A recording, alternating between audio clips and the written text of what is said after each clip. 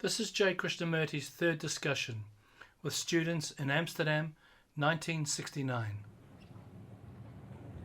I think we ought to discuss, if I may suggest, what is criticism and what is learning.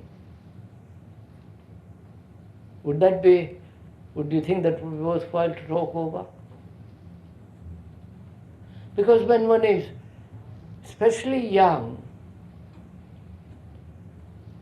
and rather, if I may use the word without any derogatory sense, immature, criticism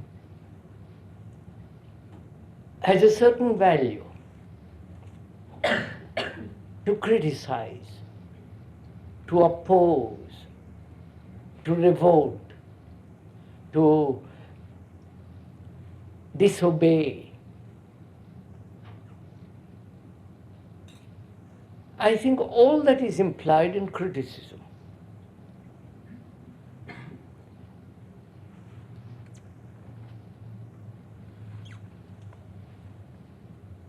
And we must criticize, mustn't we?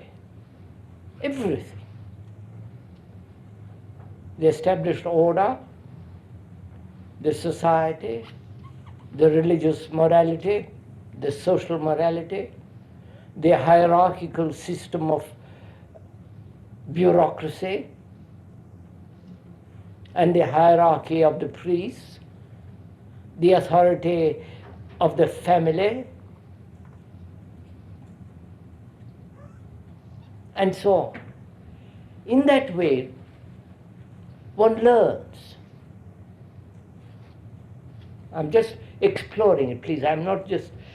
We're not laying down anything. We're just exploring together. Is that all right? By criticizing, one begins to learn. One begins to widen one's borders, one's mind. When one criticizes any writer or any playwright, artists, musicians, or anybody, it is with the intention not merely to tear him down to pieces, but it's a form of inquiry, isn't it? From which one learns. Would that be right? Would you say such is criticism?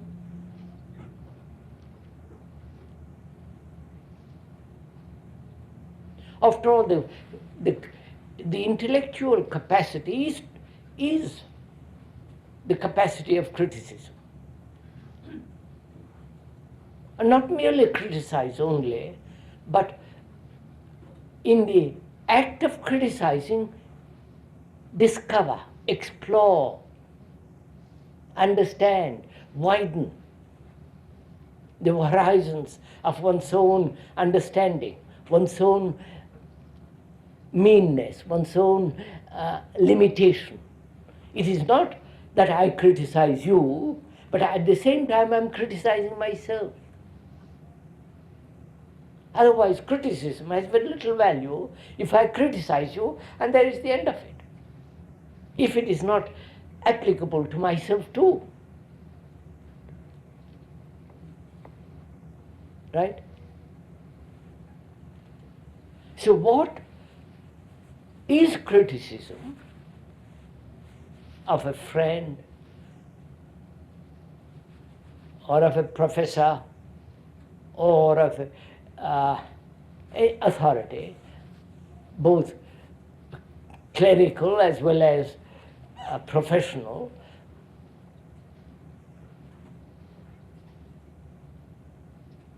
What place has learning in criticism? Are you interested in this? Yes,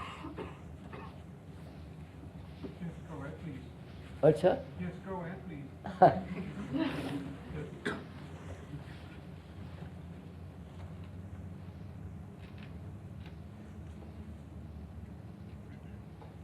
When one criticizes, one is using the capacity to look, isn't it? Capacity to examine, to observe, to unravel. That's what is implied in criticism. But in that, one discovers one's own lack of experience, lack of understanding, lack of, if I may use the word tolerance, which is an ugly word, we'll use it for the moment, lack of tolerance, lack of understanding. It is a movement outward and inward at the same time. It isn't just a criticism of you and I am not aware of my own stupidities. Right?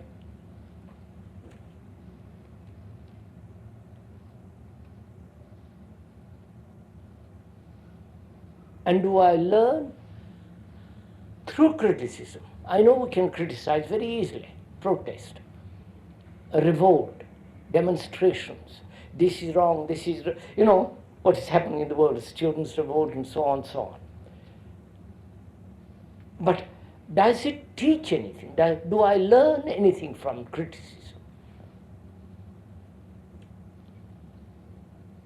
Actually, not theoretically. Do I learn by criticizing the established order? Let's take that for the moment. I am aware of the social disorder, social injustice, the poor and the rich, the people who live in a small house and a big house, the conditioning of a society or a environment in which there is no, there is not enough freedom, in which there is not enough food, you know, the poor, all the rest of it. That does condition tremendously, as the richness also conditions the mind. So, from what source do we learn? How do we learn?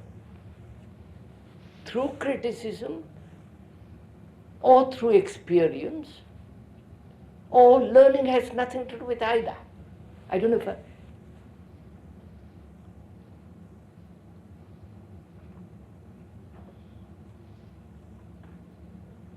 think, beg your pardon, I think that all our knowledge is based on experience. On? Right? On experience. Yes. I think that all our knowledge is based on experience. Experience, that's it.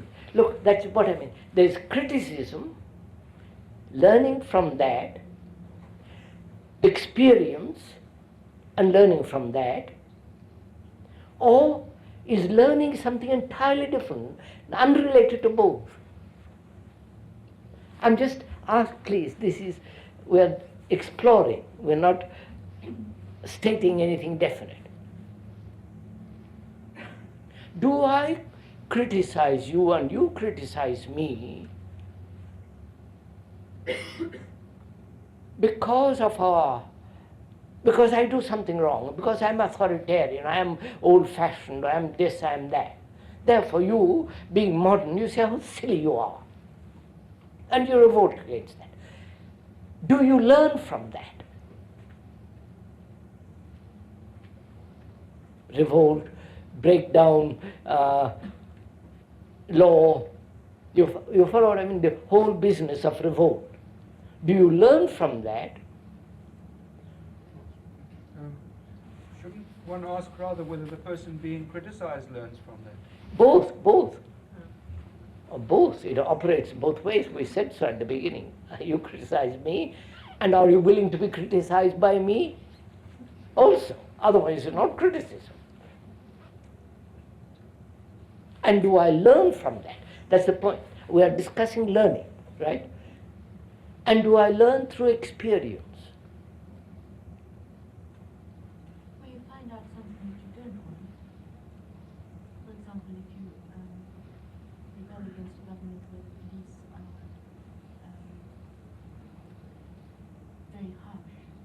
Well, then you know what you don't want. And if you don't have one. Yes, you know what you don't want. Hmm? But do you learn from what you don't want? Perhaps you do know what you don't want. That's the whole point. We're exploring it, please. We're talking about learning. Hmm? Do I learn through criticism? One. Do I learn through experience? Two. Or learning has nothing to do with either. I may be putting a question which may have no validity, but I think it has validity, so we must find out. So, does one learn through criticism? That is, I see by criticizing religions, nationalities, the division in so many ways, I learn from that not to be national. Though I criticize it, I apply that criticism to myself. And I say, finished. I am not national. I am not broken up. My way of life isn't Catholic, Protestant. Fragmentation ceases. Do I do that? Or only I criticize? You follow what I mean? I think you're putting at the moment the opposite of your former condition. For example, you used to be Catholic and now you're criticizing it, so you are now anti-Catholic. It means that you are still in your former condition. Yes, but I criticize it and break away from it. And if I break away from it, I've learned not to belong to any organized belief, whether it is religious belief or communist belief or any belief. Do I do that? Or do I only criticize there and nothing to do with me? That is what you mostly do. Then it's not learning, is it? So learning implies through criticism an understanding of oneself, right? I criticize you the way you eat. I don't know, I'm just saying. And through that criticism, I'm watching myself the way I eat. So I'm learning. Is that what we do?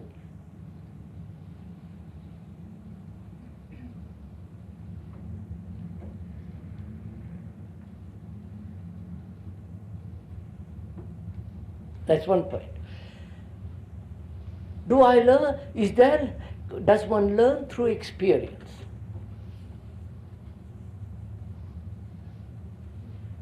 You all say yes, won't you? Does one?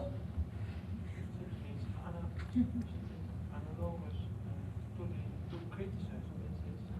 It's maybe you learn about it, and maybe you learn it's not. No, that's how it is axiomatic to say we learn through experience, right?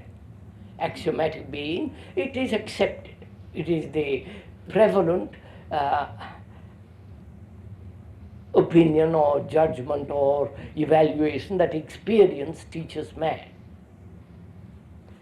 That is, experience technologically teaches man to go to the moon, to medicine, to drive a car, and in the technological field, knowledge is acquired through experience, right?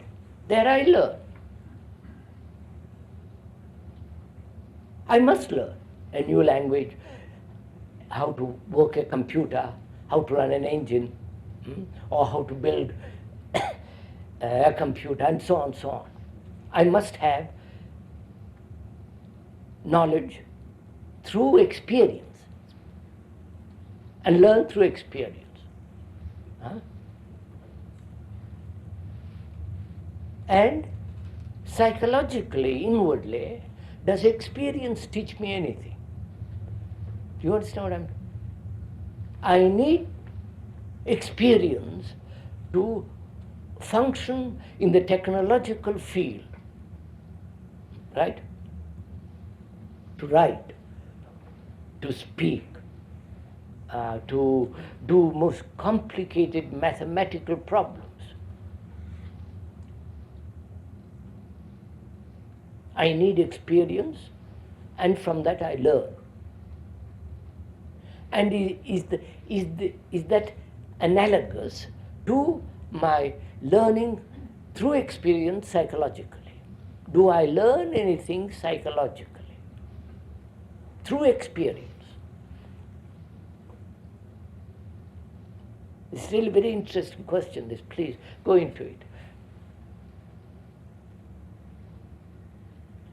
Because that's how human behavior, isn't it?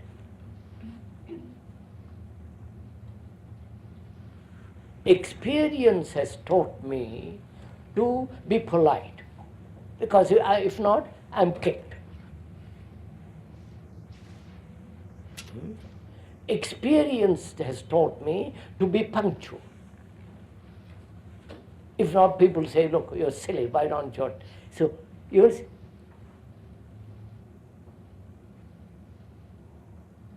experience has taught me that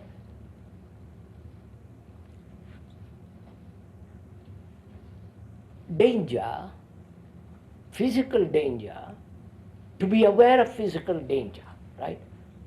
Snake, a precipice. Is this right? Are we following? So, experience has taught me to be aware of physical dangers. Has experience psychologically taught me anything at all? I don't think so. Huh? I get the impression that it is a kind of information which comes from the outside world, Yes, sir. but it doesn't teach us something psychological.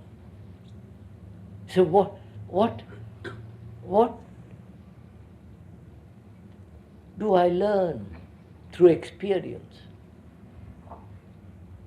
It's a kind of protection, probably.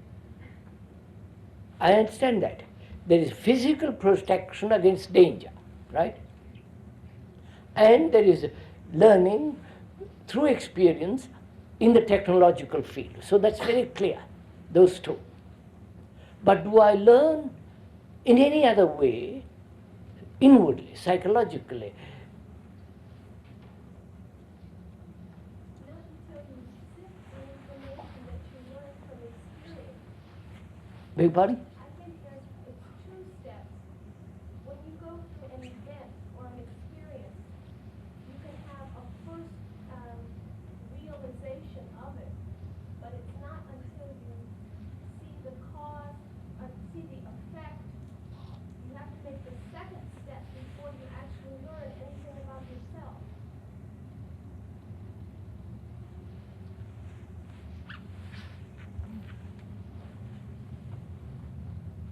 That is, you are saying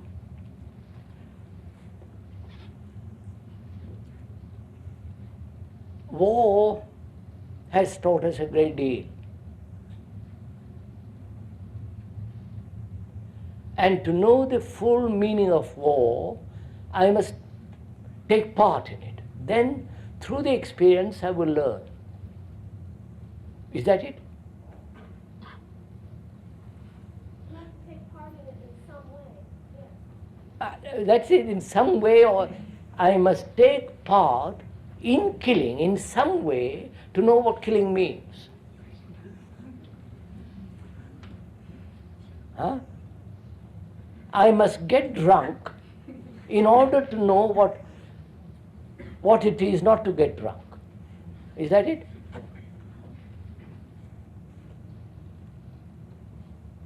That means I must become a Catholic, follow that, to know what Catholicism is.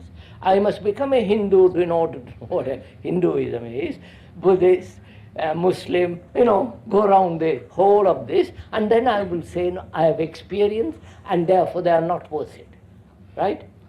But I haven't, my life is very short.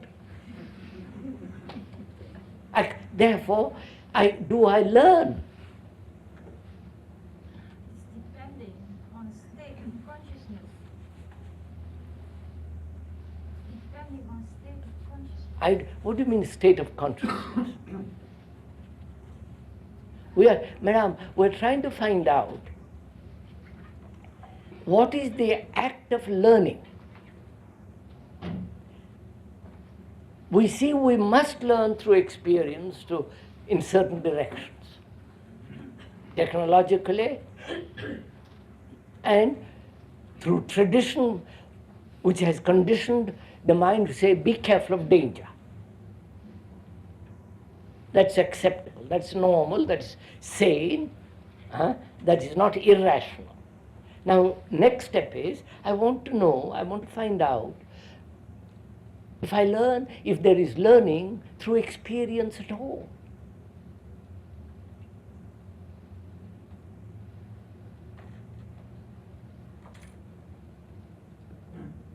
I think so. Yes.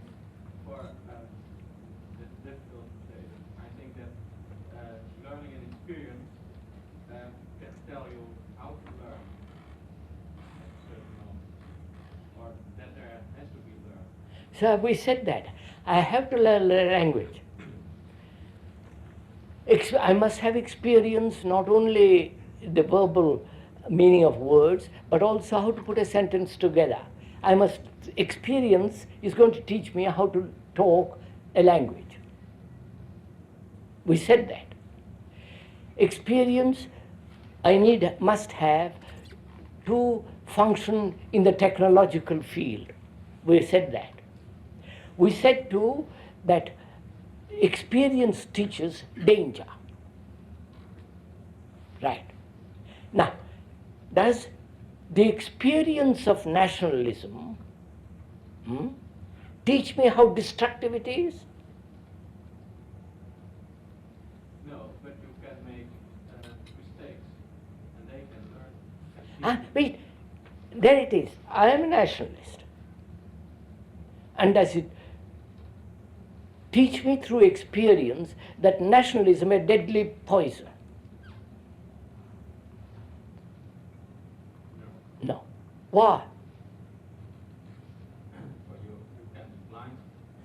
No, I know, but why doesn't it teach me that it is a very dangerous thing? What's that? Yes, self-protection, I understand that, but go into it a little bit, sir. When you're not criticized in that, you will never learn from it. Therefore, criticism of nationalism I need not necessarily go through the experience of nationalism. I think yes. I think you should go through a religion and then be criticized, and then you will feel, then you have learned. But Not without the experience. But that's the whole point. So must I get drunk? Must I kill? Yeah, I think yes. But you should also be criticized in that situation, because without criticism. We said that, sir. We are criticizing now. We are criticizing each other. And we are learning.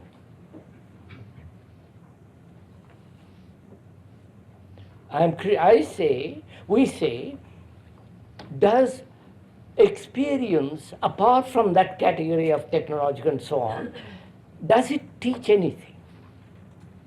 It's only an affirmation and a proof of what you have been told. When you learn do to another what you want to be done to yourself, you should experience that to feel the whole scope of weight of that learning.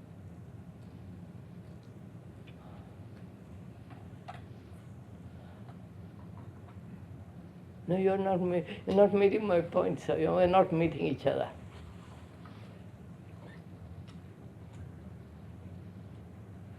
Look, sir, one is brought up to be a nationalist from childhood. That's our conditioning. And we accept it. And we go through life not criticizing it, not learning through that criticism, but accepting it.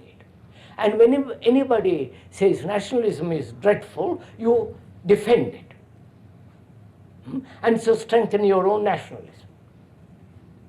So there is no learning. And why don't I see nationalism as a poison? The Indian nationalism, you follow various types of nationalism which are opposed to each other and destroying each other. Will experience teach me that?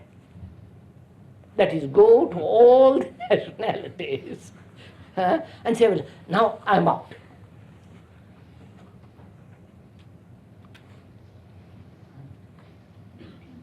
Or can I see, follow this a little, can I see with observing what is taking place without my being involved?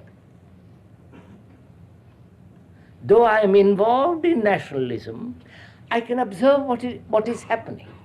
And therefore, by criticizing, I am freeing myself from my own nationalism. Experiencing fear, for instance, that's also psychological, or not? I mean, if you have fear and you go through it and you repeat it, and afterwards perhaps you have no fear at all anymore. So I think for fear you need experience, or not? That is, you have fear. You don't have to experience it. I mean to overcome it. And you see, there we are. And I don't want to overcome fear, I want to understand it. If I overcome something, I have to overcome it again the next time, and so on and on and on. No, let's stick to this, please. Does the human mind learn through experience?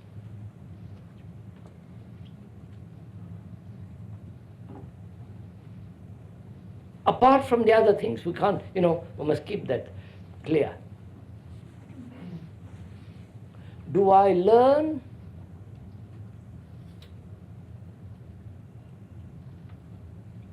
through experience? Or which experience involves several things, doesn't it?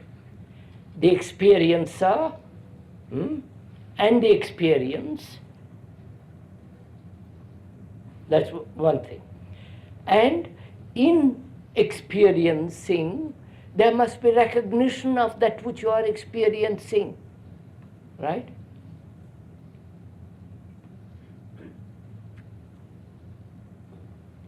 No? I must recognize that is a marvelous experience, or that is an ugly experience,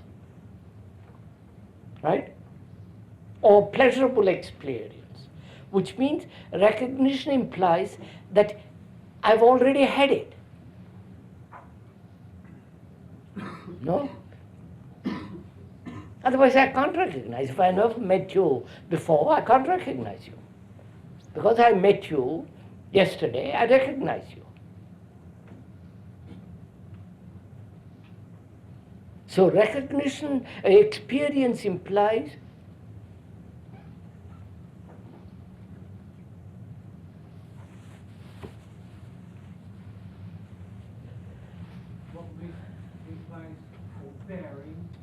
yes, sir. Which means the past translating the experience. And therefore, experience is not new. The moment I recognize it, it's no longer the new. So do I learn anything from experience, apart from the other categories of experiences, which I must have? Well, I would say set of conditions to the old. No, then if I am conditioned by experience, by the new experience, I'm repeating the same pattern again. The new experience becomes my conditioning, and which further prevents me from understanding the new that may come next day. Why do we have to learn? I'd rather like to say. Why do we have to learn at all, the question is? Otherwise, we return to savagery. I'd rather like to say we have to do it all the time. What's that? I suppose I've learned to have fear, and now I suppose I have to do it all the time. He says we must rather unlearn.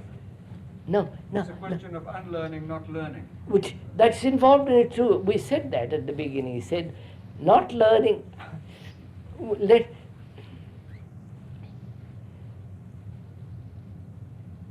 We are examining, sir, what is learning. Learning may be unlearning, right? But to unlearn, I must criticize. I must criticize the value of experience altogether. And by criticism, I found out something. That I must have technological knowledge, experience, I must have the experience of danger, tradition or immediate. So in the technological and physical danger, there must be the experience which teaches. But in the psychological realm, I have learned so many things, like nationalism, fear, this, that, and the other. Will experience teach me to undo it or learn about it? You get the point now?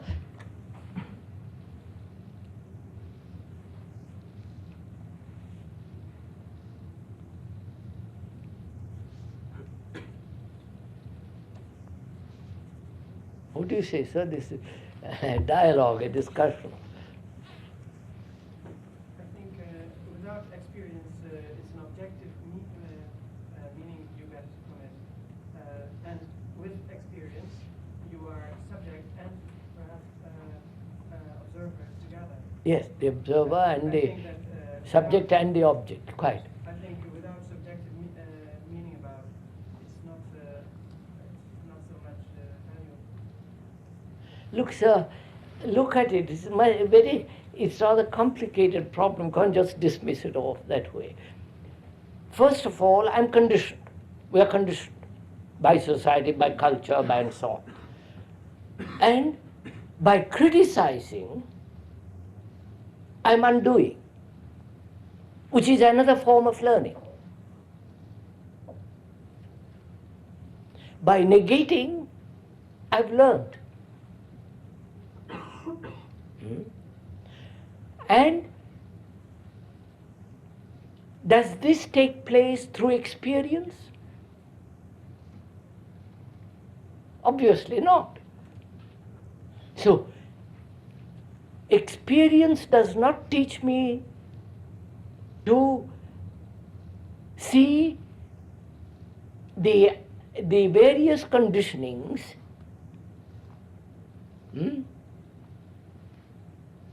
and then how do I learn to criticize? I don't know if, right, sir? If experience doesn't teach me, then how do I learn to criticize?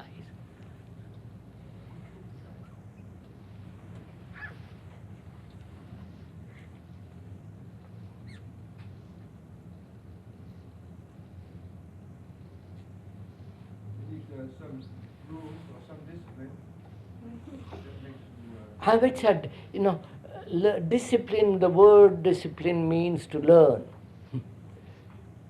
The word itself means to learn. And that's what we are discussing. The act of learning.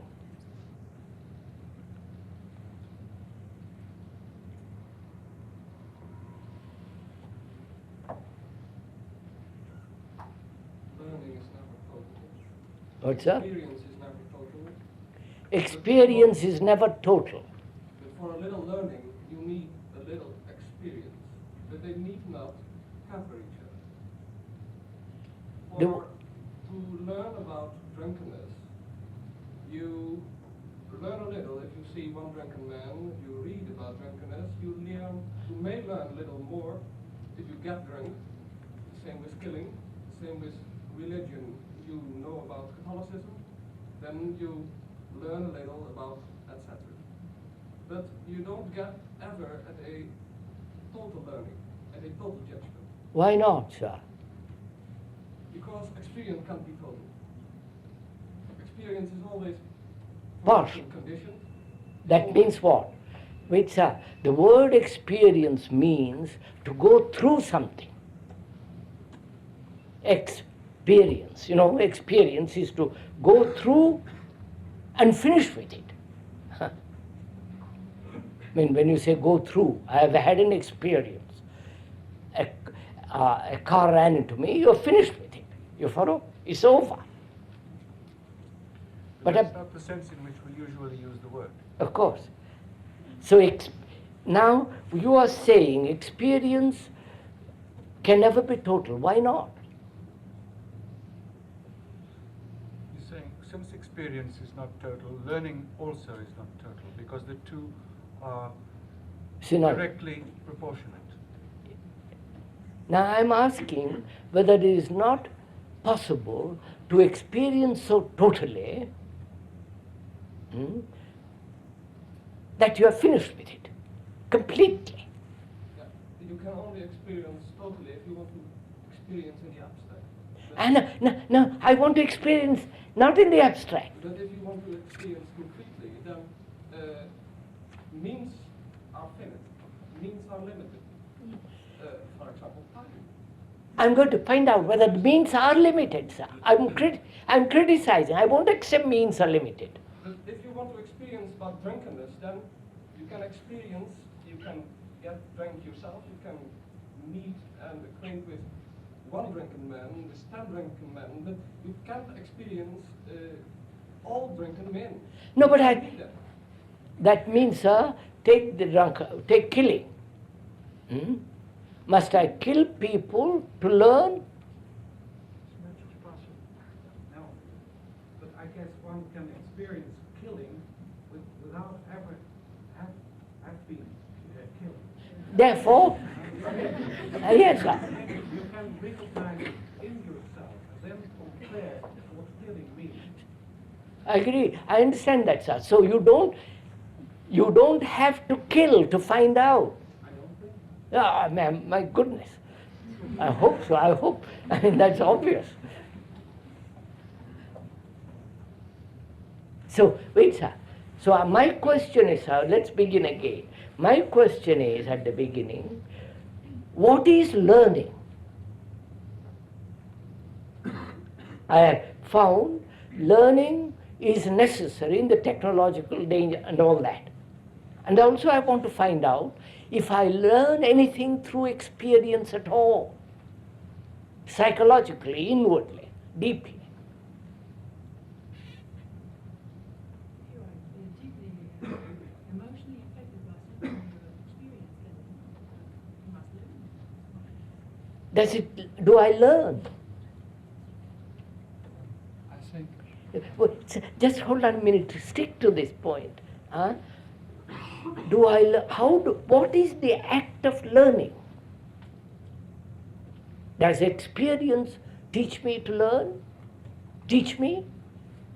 I have had 1,000 wars and I have still gone on killing.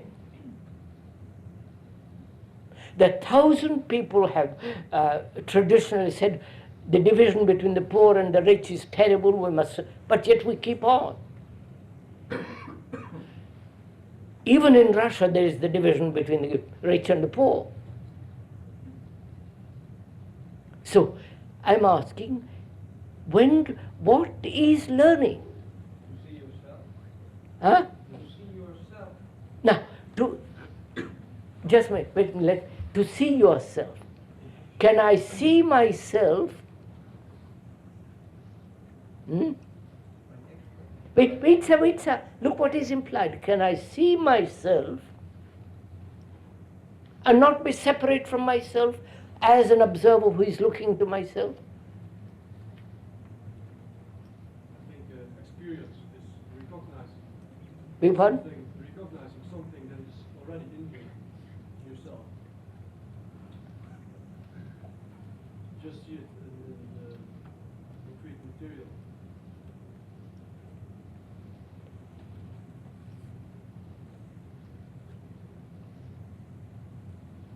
So do I learn by doing?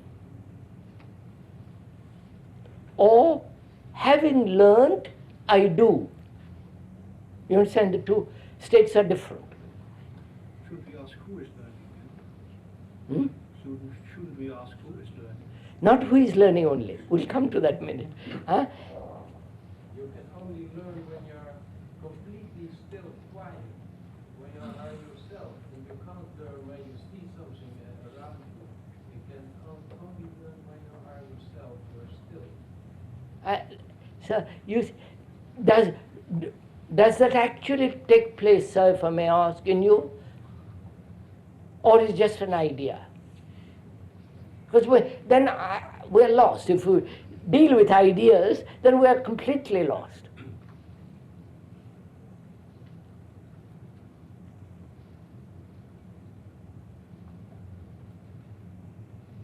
What is learning? You know, there are certain factories, I believe they have experimented in America, in factories, where the worker is told to learn as he is doing. And thereby, he produces much more than doing mechanically. Right? So, even there, in the field of technological knowledge, there is freedom in operation, in doing, not having had experience and then doing. Right? But with us, we have experience from which we have learned, and that knowledge, from that knowledge we act. The past is acting in the present. The past is the action. I say, is that learning? Obviously it's not. That is, you are accumulating, and then having accumulated sufficiently, then we act. It is only learning if you're learning at the same time that you're experiencing. Beg pardon? It is only learning if you're learning at the same time that you're experiencing.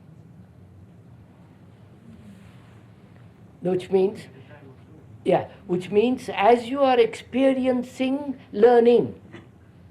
Is that what you're saying? All right. Huh? Is that what we do? That's just an idea, isn't it? So let's get away from ideas altogether. See facts. Perhaps we cannot grasp the process at all. What, sir? We cannot hold the process learning at all. It's taking place without that we can see it. It's an invisible action. So you're saying, is this what you're saying? Seeing is acting.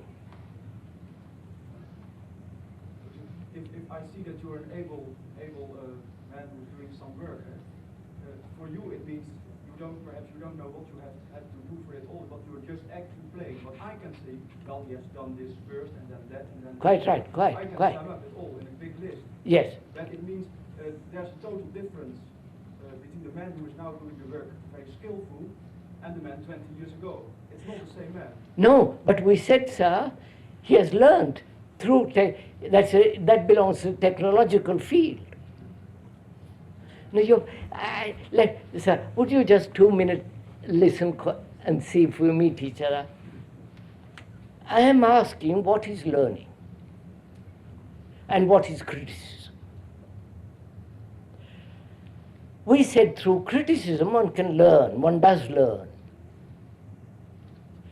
I criticize you, and through that very act of criticizing, I'm criticizing myself. Right? So in that, there is a partial learning. Then also I see I must learn to function in the technological fields. It may take 20 years, it may take 5 days, or whatever it is. There I must have experience. That is absolute law. Otherwise I can't do anything. Then I ask myself, do I learn through experience anything psychologically? Or do I learn only when I am aware and watch?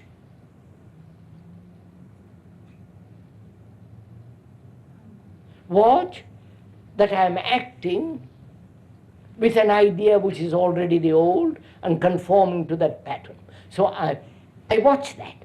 I think that this is the thing. Huh? To be constant aware. No, madam, just wait, and I'm exploring, just watch it. Perhaps we don't know what psychological learning is.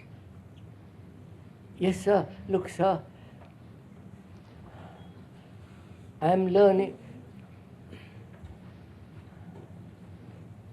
I am afraid, right? And my conditioning says, resist it. Run away from it. Suppress it, control it. Develop courage.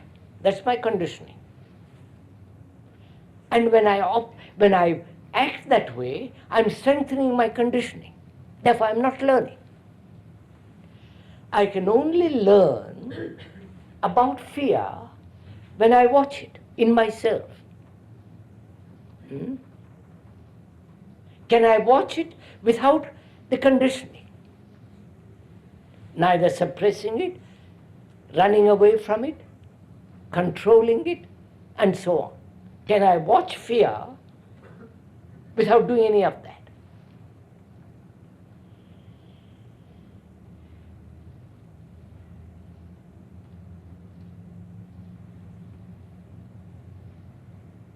Then what takes place? I'm learning, there is a learning in the very watching. There I'm critical, I'm very critical. Say, who is watching? Is the watcher different from the fear? So I say, no, by Jove, they are both the same. So is there a watching without the watcher? You're following all this?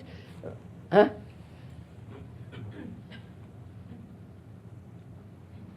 If the watcher is there, he is conditioned. So is there a watching without the watcher, without being conditioned, without wanting to escape, wanting to suppress it, wanting to control it? How can you look at fear and at the same time seeing all your reactions to it? Why not?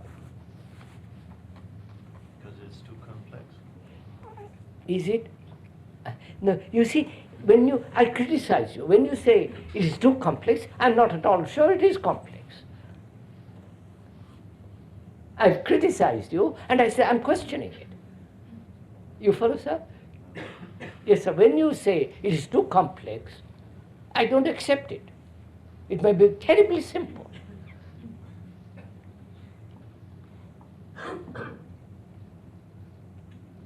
So in criticizing a statement of that kind, that is too complex, I'm already learned. You follow? So, can I watch without the interference of the past? Then, is there any learning at all? Or only watching? Right?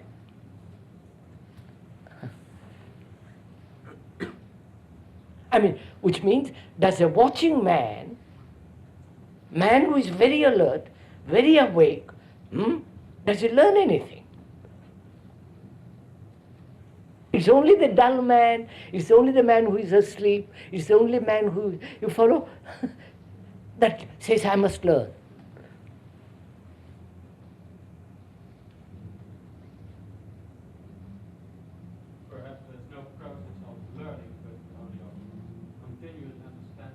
That's right, sir. Which means continuous watchfulness. Now, go a little further. The religious people throughout the world say they're experiencing of God in different ways, right? Self-realization, and so on, so on. Is that so? Can you experience reality? If you experience it, you must recognize it. And therefore it's already the old. And therefore it's not.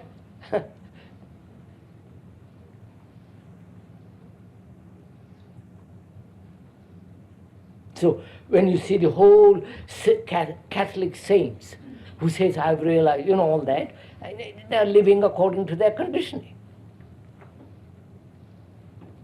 And therefore it's not truth.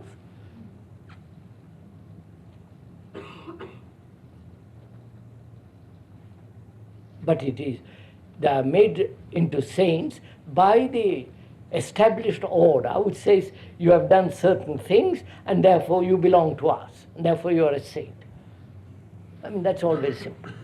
So, a man who is awake does not need experience. And is it possible to be so awake that you are watching? It is possible.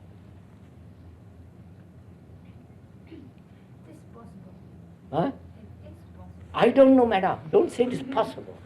That's just an idea. I don't want to indulge in ideas. It means nothing. Am I so awake that I don't rely on experience to wake me up? After all, challenge, experience is and forces me to learn, pushes me, drives me. And if I depend on experience, if I depend on challenges, I'm asleep. If I depend on you to make me happy, because I sit on the platform, my God, I'd be lost. So I said, by Jove, look at a man who is free, non-dependent, watching. For him there is no learning or experiencing. Go into it, sir, you'll find out. Is there also no emotion? Beg pardon? Is there also no emotion? You're saying he has no emotion there? Is there? She's asking. Huh? Huh? She's asking whether he has emotion. What do you mean by emotion? Love? Feeling? If you put a pin into me, I'll know it. I have a feeling of pain. But if I am awake, what? When you flatter me, it means nothing to me. Or insult, it means nothing. But is love a feeling? Is love a thought?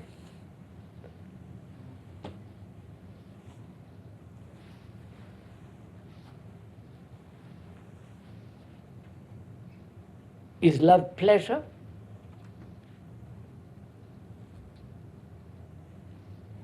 Love is attention. What's that? What? Love is attention, I think. Eh? He thinks love is attention. Attention. Attention, yes. Again, sir, you see, what do you mean by that word attention? I mean, do we attend so completely that we love? Same as awareness. And don't expand it, because then we get more and more verbal and lost, if I may suggest. Love. Is love a thought, engendered by thought, cultivated by thought? Is love a matter of experience? And the experience being pleasure and pain? Is love a matter of cultivation?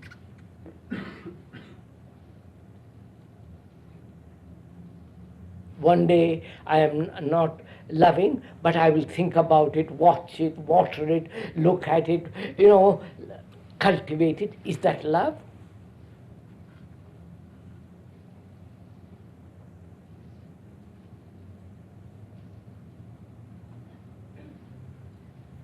And is love to be learned?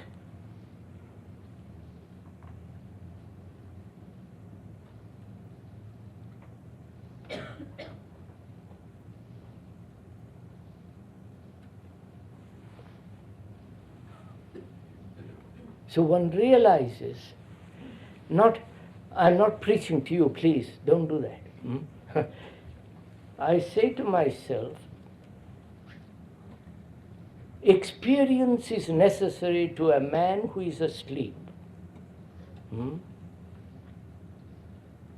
Because it wakes him up. A shock, a challenge, a question, a criticism that makes him shakes him out of his own conditioning, out of his own lethargy, laziness, self-content.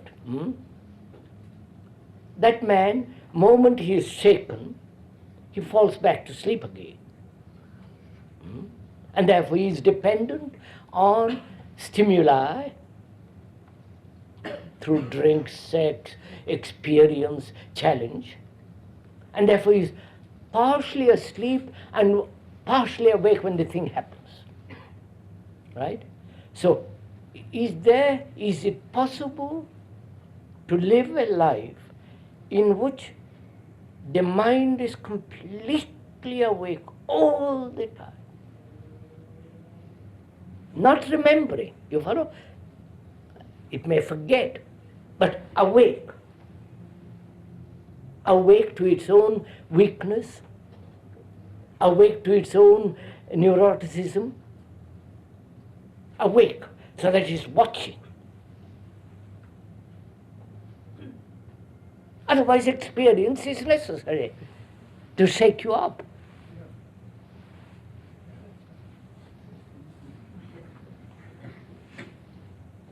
And are you awakened through experience?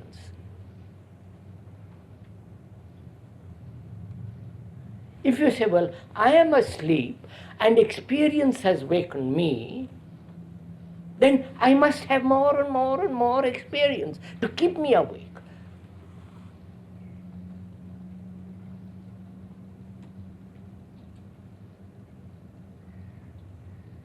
And which means, why do I fall asleep?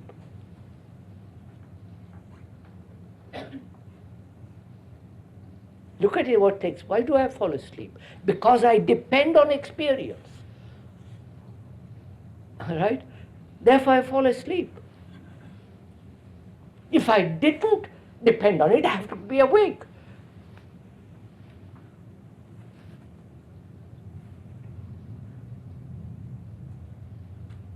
So, a awakened mind need not go through any experience. I said, Madam, don't agree, this is the most... Isn't learning an experience itself? Huh? Isn't learning an experience on itself? Yes, as long as I'm asleep. Yes, it is, as long as I'm asleep. No. What do you mean? Let's find out, sir. I don't say you're wrong. Let's find out.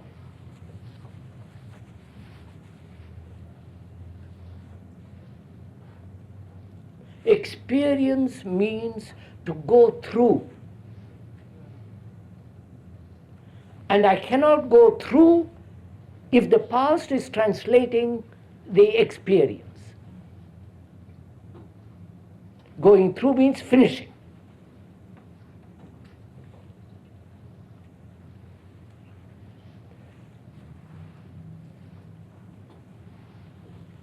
So as the mind does not go through experiences right through, it retains and therefore becomes more and more and more sleepy. See the danger, both experience, right? So I say, by Jove, is there a state of mind that is beyond experience, awake, which is so enlightened, it doesn't depend on any stimuli?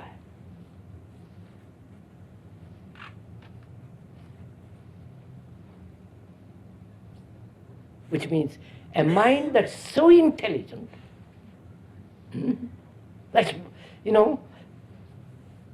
that watching its reactions, because there are going to be reactions all the time, because we can't live without reactions. Watching, so awake that there is not a thing that goes by which makes you go to sleep.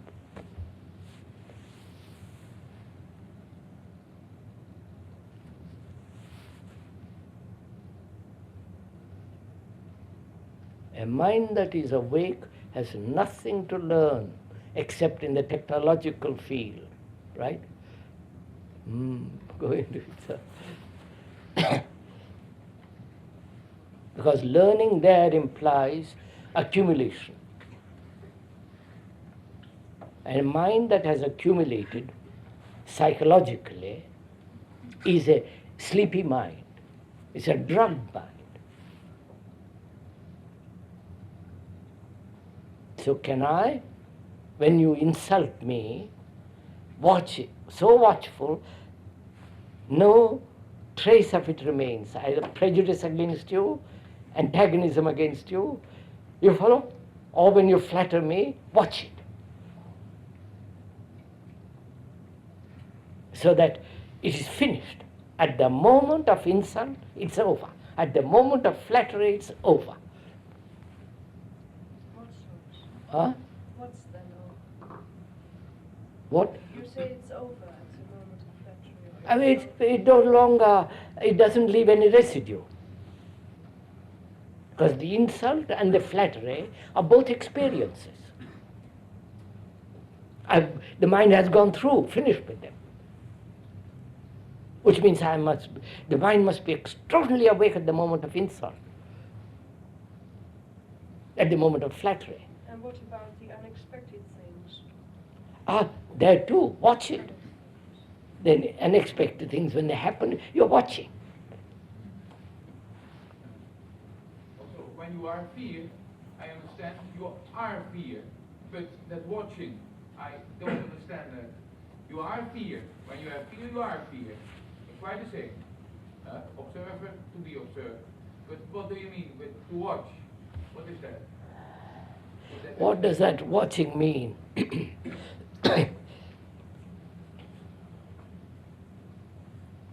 My Lord. Now I explained it the other day, so that's why. So I'm afraid. First, there is the reaction of running away from it.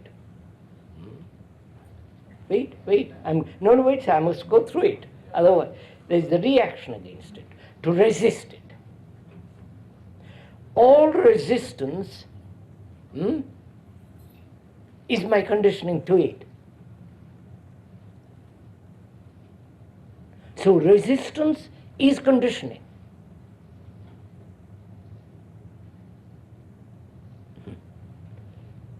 Or rather, resistance brings about conditioning. Right? So I'm aware of that. That I resist it, run away from it, suppress it, control it, change it, want to get rid of it, and so on, which are all a form of resistance. Right? Right. Then who is it that is resisting it? Is the watcher different from the thing watched? He is not. Wait. Is that a fact? Or is it just an idea?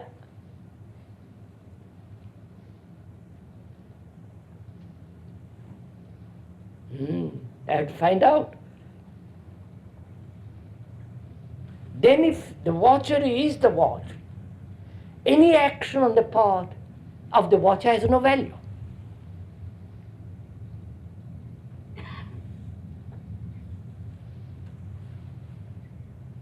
So if the watcher is the watch, which is fear, then is there fear? I'm probably jumping several steps. Is there fear if I am that?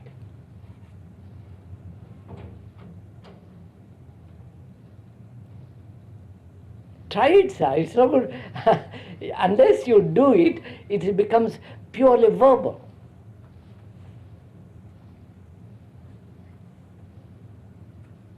You see, as long as there is any movement away from the fact, the fact being fear, any movement away from it is a form of resistance, and therefore there is the division of the observer and the observed. Now, if there is no resistance at all to what is called fear, is there fear? That one has to find this out, sir, not agree. Then agreement becomes merely verbal and useless. But to find out for oneself how one resists it, and that resistance is the conditioning. And the conditioning breeds more resistance. So the mind is watchful of that. And the mind then also says, who is the watcher? Is the thing watched fear different? He says, no. That is a fact, not a supposition, not an idea, not an abstraction. Then there is no movement at all. And therefore, is there fear? Sir, the watcher, do you mean to be aware? Because Beg your pardon? do you mean the watcher to be aware of?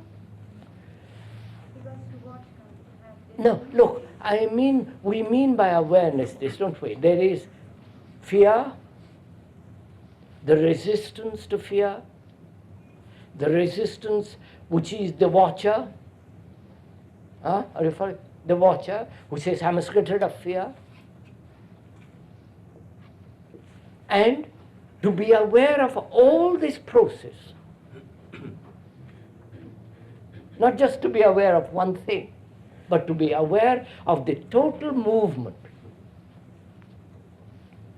But sir, if the watcher and the watched are both the same, what is it then that wants to go beyond? There is no going beyond. State? That's what I said that. The moment you want to go beyond is a form of resistance. Yes, but then actually one can do nothing. One can just sit and wait until it happens. No, watch it. When you have fear, watch it. How you resist it, how you want to run away from it, how you want to suppress it. Watch it. And then you'll find who is the watcher. Is he separate? And you find out he is not. Then watch it. Keep on. Don't say, well, am I free from fear? Then you're back again. But if you're so constantly aware of what you are doing, is there any room for spontaneity in it? Oh, tremendous. What we do now is not spontaneous. There is nothing free or spontaneous now, because we are conditioned. It's like being free in a prison, or spontaneous in a prison. That means nothing.